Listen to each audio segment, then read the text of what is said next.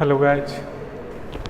तो कैसे हैं आप लोग। जैसा कि हम लोग अभी पढ़ रहे थे ट्रांसफार्मर, तो ट्रांसफार्मर का हमने बेसिक इंट्रोडक्शन दे दिया था।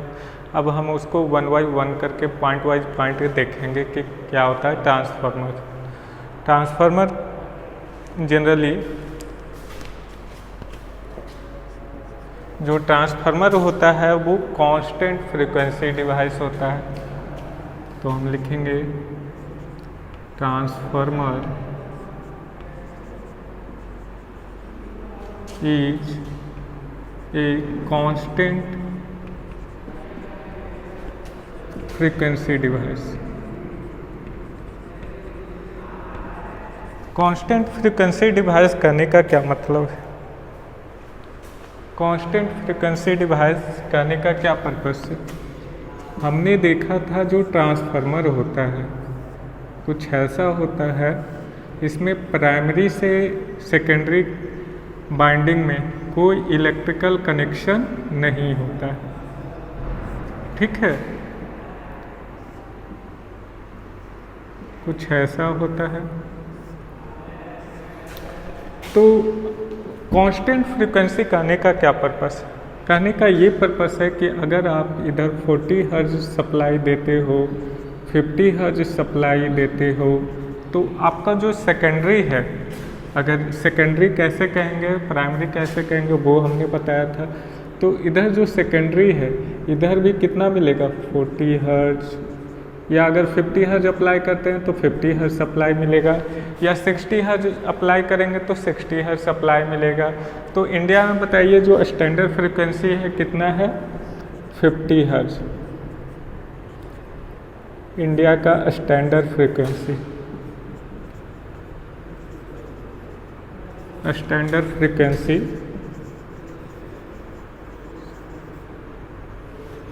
अब तो प्राइमरी में आपका 50 हर्ट्ज जाएगा तो सेकेंडरी में क्या होगा 50 हर्ट्ज ही रहेगा। ठीक है, अब स्टैंडर्ड फ्रीक्वेंसी कहने का क्या पर्पस है? स्टैंडर्ड फ्रीक्वेंसी यहाँ पे आया तो बताइए स्टैंडर्ड फ्रीक्वेंसी कहने का क्या पर्पस है? तो हर एक कंट्री का क्या होता है कि एक फिक्स्ड क्या होता है फ्रीक्वेंसी रहता है, फिक्स फ्रीक्वेंसी। इट मीन्स अगर आप देखो कोई भी इक्विपमेंट बनाते हो, कोई भी मैन्युफैक्चरर है, कोई भी इक्विपमेंट बना रहा है, टेलीविज़न बना रहा है, रेडियो बना रहा है, कुछ भी डिज़ाइन कर रहा है, तो वो क्या लेकर चलेगा? Standard frequency. इट मीन्स एक फ्रीक्वेंसी लेकर चलेगा कि 50 हर्ट्ज पर ही वो डिज़ाइन करे। ठीक है, अगर 60 हर्ट्ज पे डिज़ाइन कर दिया, यहाँ सप्लाई है 50 है, तो कुछ फॉल्ट आने लगेंगे। कुछ ऐसा इक्विपमेंट है जो फ्रीक्वेंसी बेस्ड है तो वहाँ पे फॉल्ट आना शुरू हो जाएगा। इट मीन्स प्रॉपर वर्क नहीं करेगा, तो इसलिए एक स्टैंडर्ड फ्रीक्वेंसी रखा गया। वही यूएसए वगैरह में जो स्टैंडर्ड फ्रीक्वेंसी है कितना है? 60 हर्ट्ज है। चलिए, दूसरा पॉइंट है आपका ट्रांसफार्मर एक कांस्टेंट पावर डिवाइस है। Transformer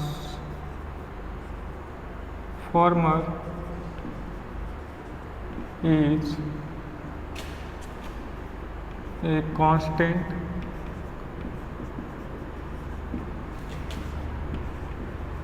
power device. अब यहाँ पे कांस्टेंट पावर कहने का मतलब क्या है? तो जैसे कि आप लोग जानते हैं कि इसका जो रेटिंग होता है किस में होता है? केवीए में होता है। चलो, तो इसमें क्या होता है कि अगर सपोज इधर जो पावर है, पावर का यूनिट क्या होता है? वाट होता है, वाट होता है। सपोज इधर 70 वाट हम अप्लाई किए तो इधर भी आपको मिलेगा 70 वाट। अब यहाँ पे कुछ लोग को कन्फ्यूजन होगा, कैसे बोलोगे कि सर हम इधर तो वोल्टेज, मान लिया ये स्टेप डाउन ट्रांसफार्मर है, तो इधर तो हम वोल्टेज दिए 100 वोल्ट, तो इधर मिल गया आपको कम मिला 100 वोल्ट से कम, वो किस पे डिपेंड करेगा, टर्न रेशियो पे डिपेंड करेगा कि तो इधर बाइंडिंग कम है तो इधर पावर भी आपको कम मिलेगा। स्टेप डाउन की मैं बात कर रहा हूँ, ठीक है। तो इधर मान लिया 80 वोल्ट सप्लाई मिला, इधर हमने अप्लाई किया 100 वोल्ट, तो इधर 80 वोल्ट ही सप्लाई मिला। तो पावर कैसे कांस्टेंट होगा, तो दूसरा टर्म एक और है, पावर क्या होता है, P बराबर VI होता है, वोल्टेज इनटू करंट, ठीक है। तो क्या होता है यहाँ पे, अगर वोल्टेज यहाँ से यहाँ जा रहा है तो कम हो रहा है, तो इधर क्या होता है, करंट रेटिंग बढ़ जाता है। इधर जो करंट बढ़ रहा था तो इधर का करंट क्या हो जाएगा, ज़्यादा हो जाएगा, ठीक है।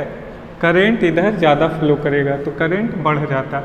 ये याद रखिएगा हमेशा, अगर वोल्टेज घटता है तो करंट बढ़ता है, करंट घटता है तो वोल्टेज बढ़ता है, ये याद रखिएगा, तभी तो पावर आपका कांस्टेंट होगा, ठीक है।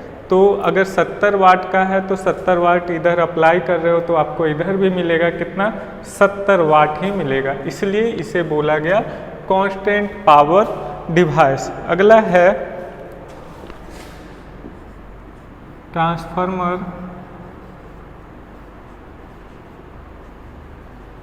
Is a constant flux device.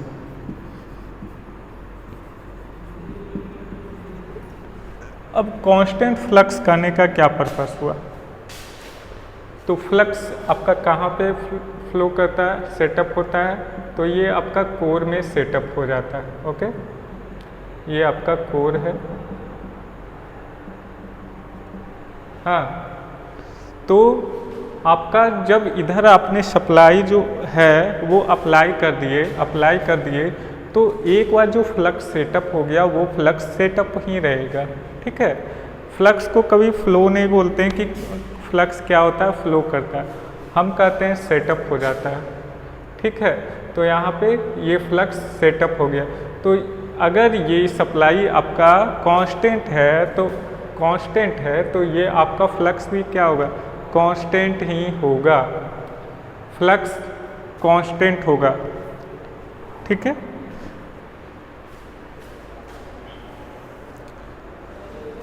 तो लिखिएगा क्यों कांस्टेंट होता है, वो लिखिएगा,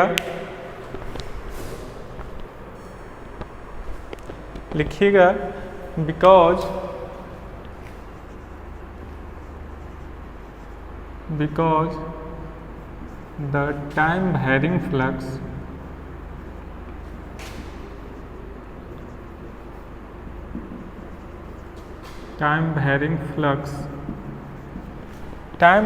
flux is always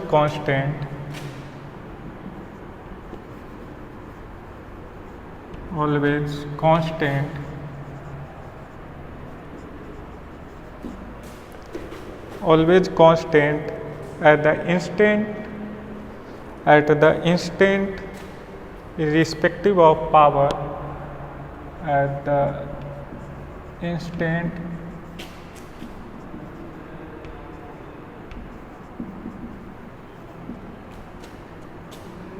irrespective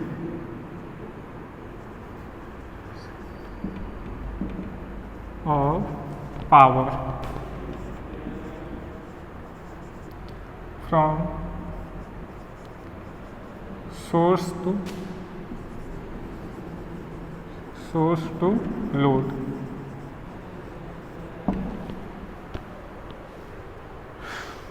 ठीक है।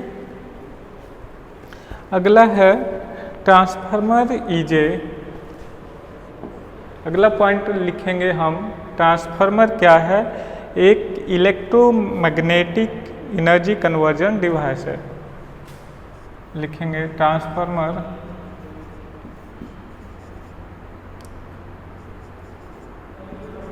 is an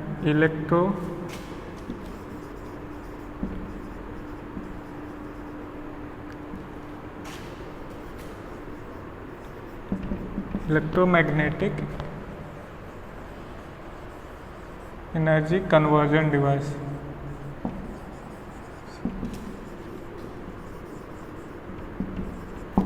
ठीक है,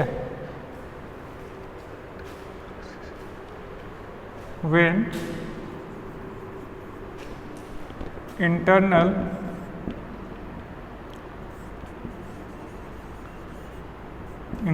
process is considered। अब इसका क्या कहने का पर्पस है, ये एक इलेक्ट्रोमैग्नेटिक एनर्जी कन्वर्जन डिवाइस है।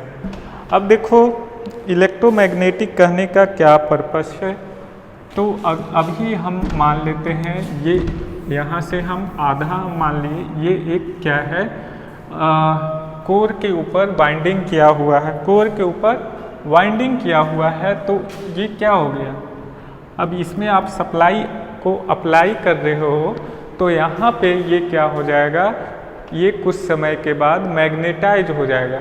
मैग्नेटाइज कब होगा, अब जब सप्लाई को अप्लाई किए तो क्या होगा, इस कंडक्टर के चारों ओर मैग्नेटिक फील्ड जनरेट होगा। मैग्नेटिक फील्ड जनरेट होगा तो वो फ्लक्स कहाँ सेटअप हो जाएगा, इस कोर में। ठीक है, तो कोर में अब यहाँ पे देखो ये क्या है, कोर है, तो कोर के माध्यम से ये फ्लक्स यहाँ तक ये पूरे में सेटअप हो गया, पूरे कोर में सेटअप हो गया, फ्लक्स सेटअप हो गया। तब क्या होगा, ये फ्लक्स जब इधर से ये वैरी कर रहा होगा उस समय यहाँ पे जो स्टेशनरी कंडक्टर लगे हुए हैं वो क्या करेगा, इस फ्लक्स को कट करेगा।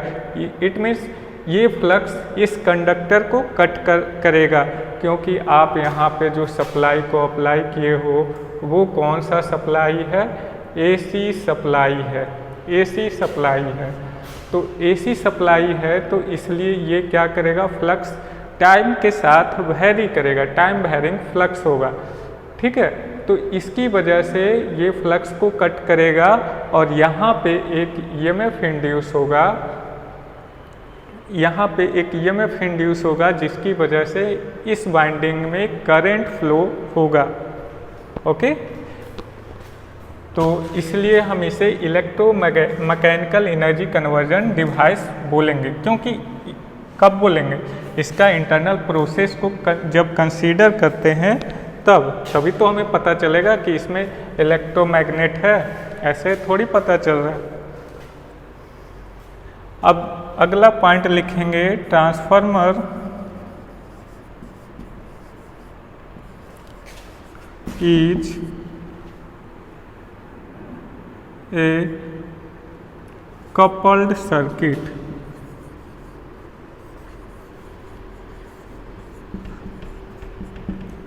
Coupled circuit device. सर्किट को शॉर्ट फॉर्म में CKT लिखते हैं। ओके, तो कपल्ड सर्किट का कहने का क्या मतलब हुआ कि यहाँ पे जो ट्रांसफार्मर है वो क्या है, कपल्ड है। देखो यहाँ पे कपल्ड है ट्रांसफार्मर, ये पूरे को हम ट्रांसफार्मर कहेंगे। पार्टिकुलर अगर हम नाम करेंगे तो ये आपका क्या हो गया, ये आपका बाइंडिंग हो गया, ये हो गया कोर हो गया, और ये जब सारे मिल जाते हैं तो ये ट्रांसफार्मर है। अब यहाँ पे एक सर्किट इधर है, एक सर्किट इधर है, दोनों को कपल्ड किया गया by help of core. Core के माध्यम से हम क्या किए हैं, कपल्ड किए हैं। ठीक है, आई होप यहाँ तक क्लियर होगा। आगे चलते हैं।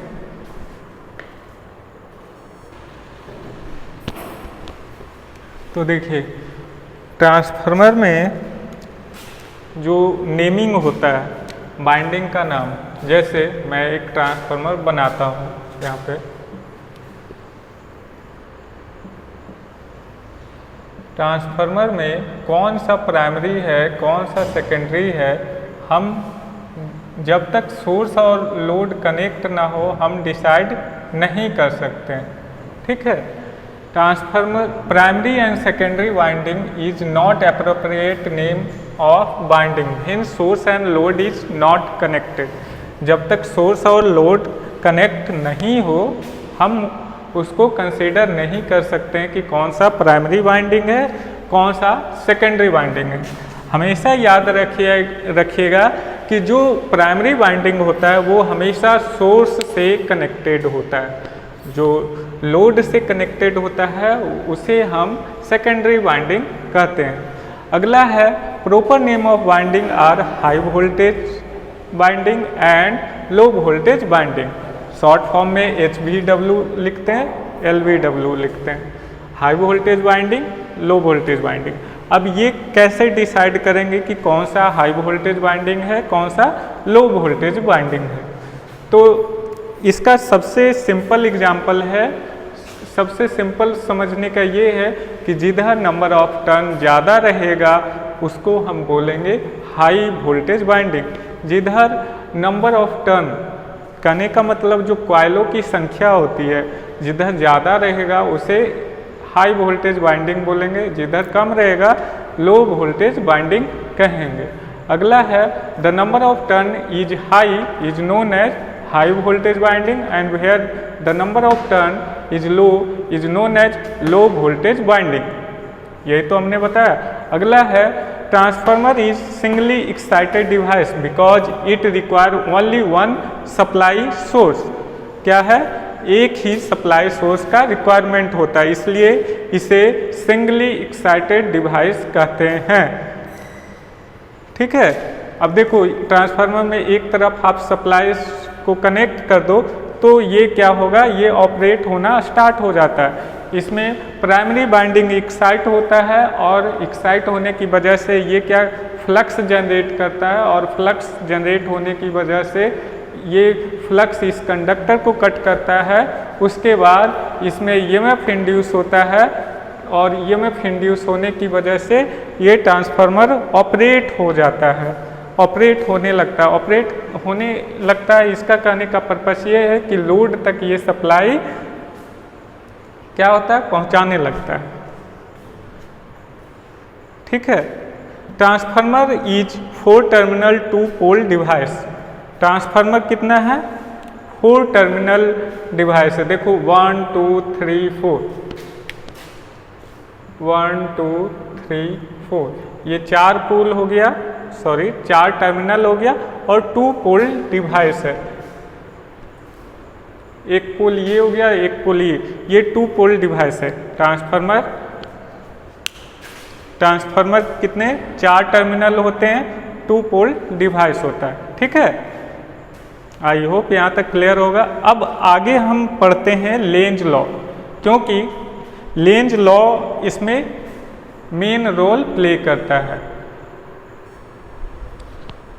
देखिए तो ये लेंज लॉ क्या कहता है, it always oppose in such a way that it always opposite the change in flux. Lenz law ये कहता है, इट मीन्स जो फ्लक्स है, फ्लक्स के बारे में कहता है कि ये क्या करता है, जो टाइम वेरिंग फ्लक्स है ये क्या करता है, ऑलवेज अपोज करता है चेंज इन फ्लक्स। चेंज जो फ्लक्स चेंज हो रहा है उसे क्या करता है, अपोज करता है। इट मीन्स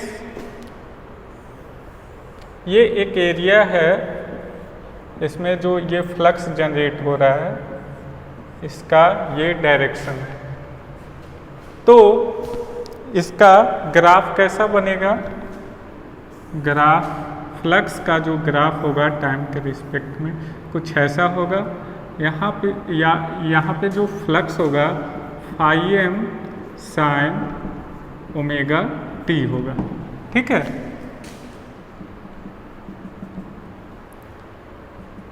तो इसमें 2 केसेस बनते हैं, 2 केसेस बनते हैं।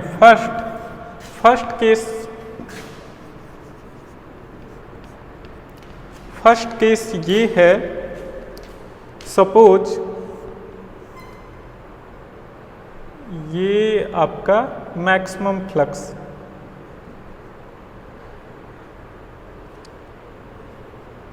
ये फाई हो गया,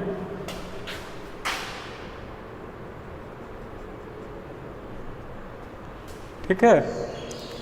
तो इसका जो फ्लक्स होगा, देखो यहाँ पे दो फ्लक्स होंगे, एक तो जो जनरेट हो रहा है, दूसरा जो मेन फ्लक्स है वो, ठीक है। तो जो मेन फ्लक्स है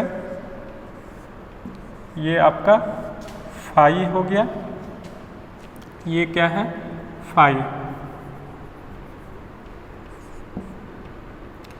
फाई। इसे लिख देता हूँ, time varying flux increase with time, ये क्या है टाइम वेरिंग फ्लक्स,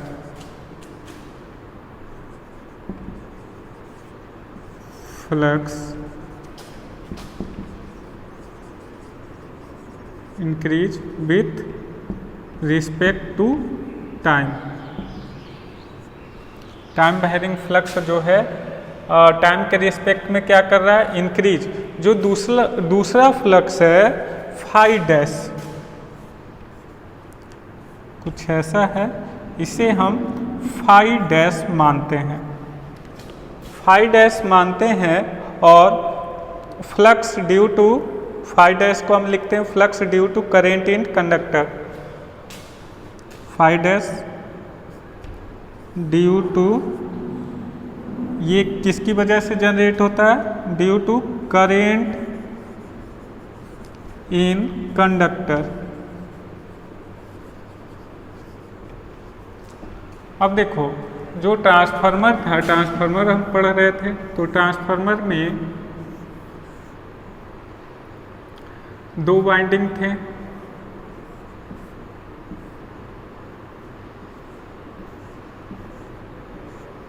ठीक है।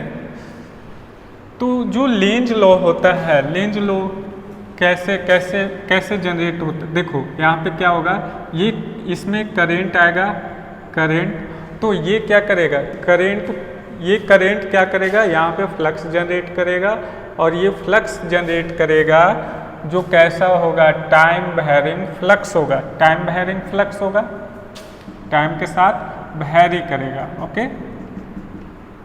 अब देखो, ये टाइम के साथ वेरी कर रहा है, तो यहाँ पे क्या हो रहा है, ये कंडक्टर को कट कर रहा है, कंडक्टर को कट कर रहा है, तो इसमें क्या हो रहा है, ईएमएफ इंड्यूस हो रहा है। तो ईएमएफ इंड्यूस हो रहा है, तो यहाँ पे क्या हो रहा है, इसमें करंट फ्लो कर रहा है, कंडक्टर में करंट फ्लो कर रहा है ना, तो ये कंडक्टर में करंट फ्लो होने की वजह से एक इसमें क्या होगा, इसमें भी एक फ्लक्स जनरेट होगा, और ये फ्लक्स क्या करेगा, इसको अपोज करेगा, टाइम वेरिंग फ्लक्स को, ठीक है, अपोज करेगा, वही लेंज लॉ है। दूसरा देखो, अब यहाँ तक की हम अभी बात किए, फ्लक्स जीरो से शुरू होता है, मैक्सिमम तक पहुँचता है, और मैक्सिमम तक पहुँचता है फाई एम तक, ठीक है, phi m sine omega t, यहाँ तक पहुँचा। और तो क्या हो गया, यहाँ पे देखो दो फ्लक्स है, यहाँ तक के क्या हो गया, टाइम वेरिंग फ्लक्स है जो यहाँ तक इंक्रीज कर रहा है, और फिर क्या होगा, जो करंट है इस समय, क्या जो करंट कंडक्टर में करंट की वजह से जो इसमें फ्लक्स जनरेट हो रहा है, वो क्या हो रहा है, वो डिक्रीज कर रहा है, ठीक है, वो डिक्रीज कर रहा है। दूसरा केस, केस 2, दूसरा केस क्या कह रहा है,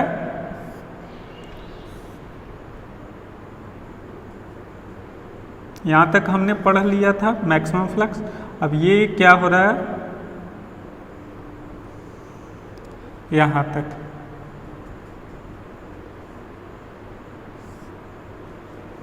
ठीक है। अब यहाँ पे क्या हो जाएगा, ये फिर चेंज हो जाएगा, ये क्या कर रहा है, ये डायरेक्शन, देखो अपोज कहने का मतलब डायरेक्शन से यहाँ मतलब नहीं है, डायरेक्शन तो सेम रहेगा, बट ये अपना मैग्नीट्यूड चेंज करता है। देखो अब क्या होगा,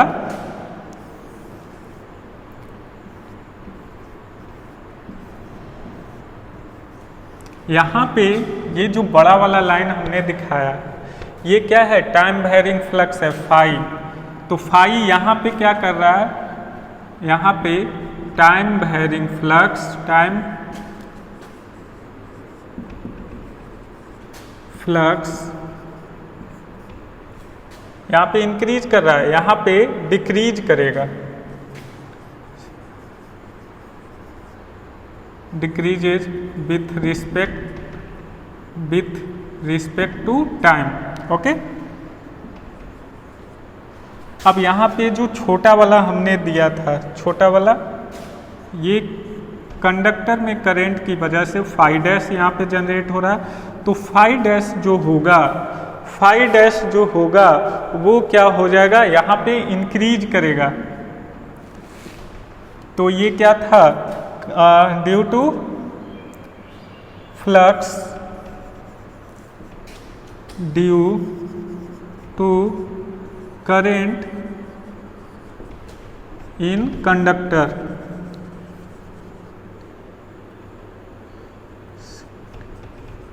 कंडक्टर इज इंक्रीजेज, फ्लक्स क्या हो जाएगा, इंक्रीज करेगा। ओके, कौन सा फ्लक्स इंक्रीज करेगा, जो कंडक्टर में ईएमएफ इंड्यूस होने के बाद जो करंट इसमें फ्लो कर रहा है उसकी वजह से। तो ठीक है, यही होता है लेंज लॉ। इसमें मैग्नीट्यूड से मतलब मैग्नीट्यूड सेम रहेगा, सिर्फ आपका जो इसमें करंट में जो क्या होगा, करंट फ्लो होने की वजह से कंडक्टर में जो करंट फ्लो होगा उसका जो फ्लक्स होगा वो क्या करेगा, वेरी करेगा। ठीक है, टाइम वेरिंग फ्लक्स का जो टाइम वेरिंग फ्लक्स होगा उसका जो मैग्नीट्यूड होता है वो सेम होता है। Okay,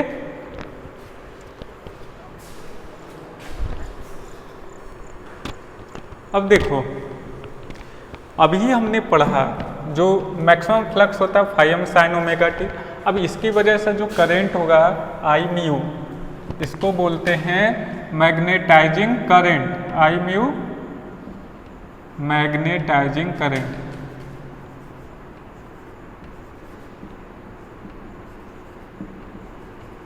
magnetising current, magnetizing current कितना होगा, तो आई म्यू बराबर I M sine omega T, क्योंकि ये फ्लक्स के प्रोपोर्शनल होता है। ठीक है, अब यहाँ से एमएमएफ क्या हो जाएगा, एमएमएफ बोले तो क्या, मैग्नेटोमोटिव फोर्स।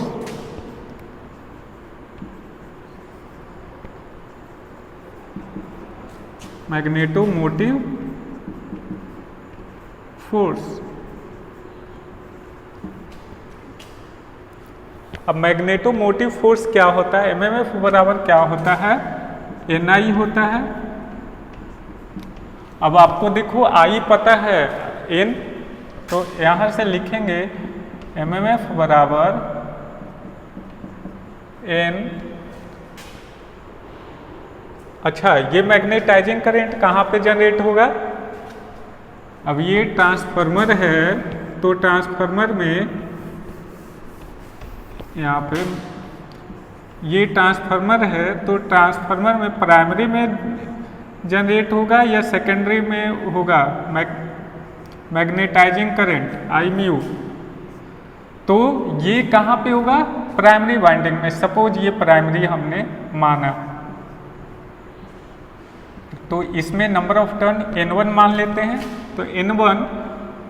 अब यहाँ पे आई कौन सा करंट है, आई म्यू मैग्नेटाइजिंग करंट, तो यहाँ पे आई M sine omega T.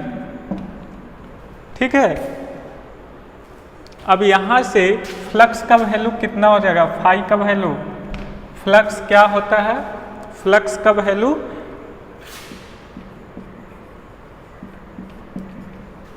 Flux बराबर क्या होगा, MMF upon reluctance.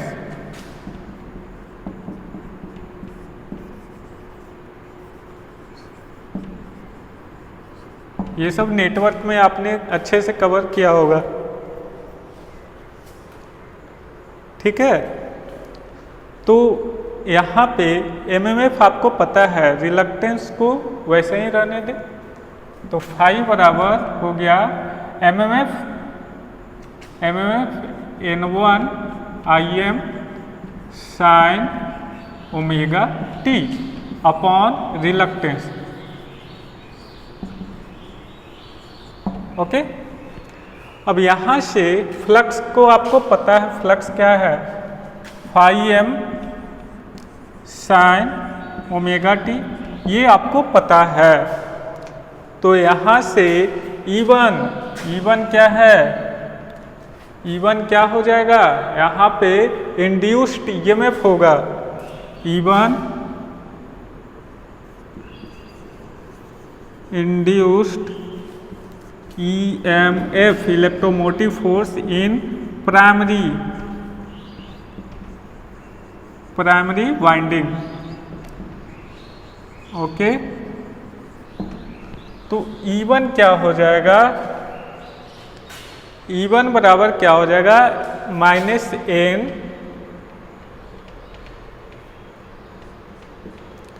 d phi by d T.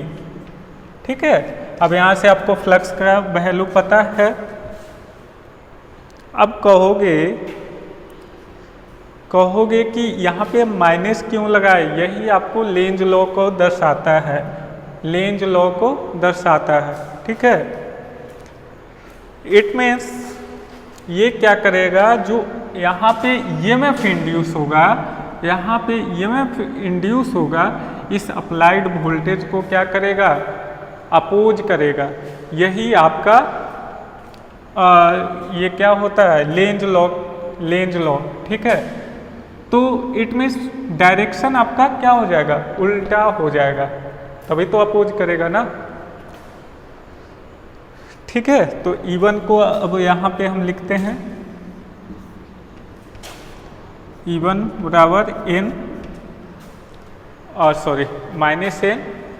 अब यहाँ पे d फाई है, तो फ्लक्स का वैल्यू आपको पता है, उसको डिफरेंशिएट कर दीजिए, d by d t of phi m sine omega t, इसको डिफरेंशिएट कर दीजिए। ठीक है, तो ये जो वैल्यू आ जाएगा,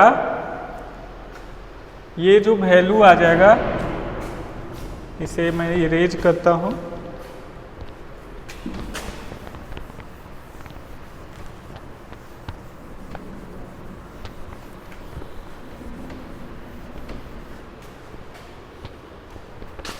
ये जो वैल्यू आ जाएगा, कितना आ जाएगा, -n, E1 बराबर -n फाई एम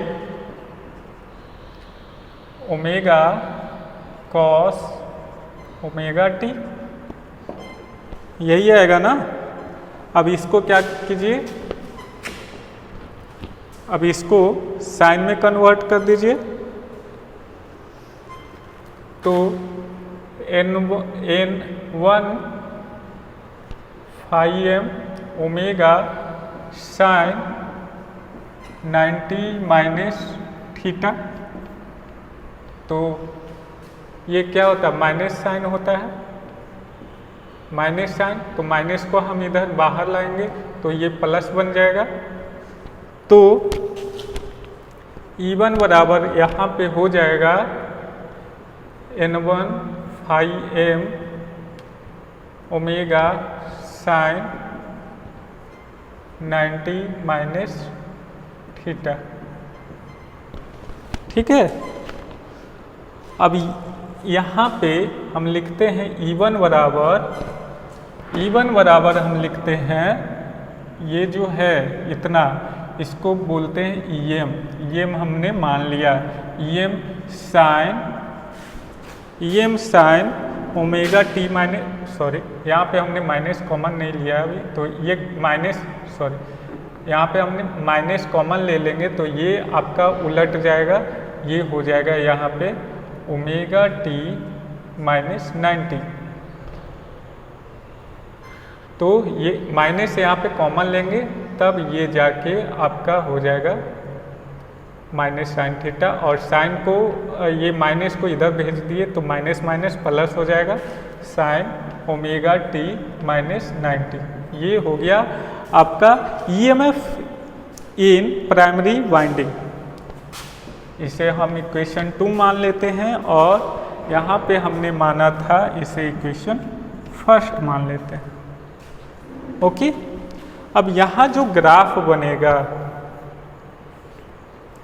ये जो ग्राफ बनेगा वोल्टेज, ये किसका है? वोल्टेज और फ्लक्स, और ये आपका E1 E2 हो जाएगा। ये दोनों आपका बराबर होगा, ये V1 हो गया, और फ्लक्स हमेशा वोल्टेज से 90 डिग्री क्या होगा? लैग करेगा। लैग लीड का कॉन्सेप्ट अच्छे से क्लियर होना चाहिए, तभी आपका ट्रांसफार्मर का कॉन्सेप्ट क्लियर होगा। ये कितना करेगा? 90 डिग्री से लैग करेगा वोल्टेज से। ओके,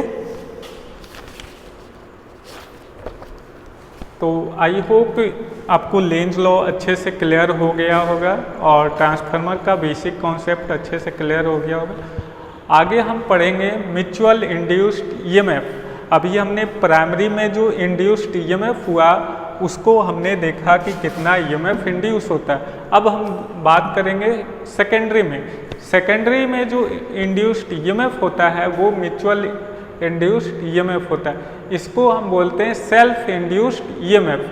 अब इसे सेल्फ इंड्यूस्ड ईएमएफ क्यों बोलते हैं ये भी थोड़ा सा क्लियर कर दूं। तो इसे हम सेल्फ इंड्यूस्ड ईएमएफ इसलिए बोलते हैं क्योंकि इसमें सोर्स जो होता है, सोर्स की वजह से, इसका खुद का सप्लाई की वजह से इसमें ईएमएफ जनरेट होता है। अब कहोगे इसमें तो हम सप्लाई दे रहे हैं तो इसमें ईएमएफ की क्या आवश्यकता है? इसमें सप्लाई देंगे तो क्या होगा कि इस बाइंडिंग में क्या होगा? फ्लक्स जनरेट होगा। अब ये भी तो कंडक्टर है ना, कंडक्टर में क्या होगा? वो कंडक्टर क्या करेगा? उस फ्लक्स को वो फ्लक्स इस कंडक्टर को कट करेगा, जिसकी वजह से प्राइमरी वाइंडिंग में भी आपका ईएमएफ इंड्यूस होगा। क्लियर? तो इसे हम बोलेंगे सेल्फ इंड्यूस्ड ईएमएफ। दूसरा है म्यूचुअल इंड्यूस्ड ईएमएफ। तो यहाँ पे म्यूचुअल इंड्यूस्ड ईएमएफ कहने का मतलब ये है, आपने सप्लाई दिया प्राइमरी में और यहाँ पे इंड्यूस्ड ईएमएफ हो रहा है सेकेंडरी में। तो यहाँ पे इसकी फ्लक्स के वजह से इसमें जो ईएमएफ इंड्यूस हो रहा है उसे हम बोलते हैं म्यूचुअल इंड्यूस्ड ईएमएफ। तो कल हम पढ़ेंगे, नेक्स्ट क्लास में पढ़ेंगे म्यूचुअल इंड्यूस्ड ईएमएफ के बारे में और उसका डेरिवेशन देखेंगे, ठीक है। और उसके बाद हम कोर के बारे में पढ़ेंगे, टाइप्स ऑफ ट्रांसफार्मर पढ़ेंगे। तो इतना है, ये सब बेसिक बातें थी। आई होप क्लियर होगा। Thank you.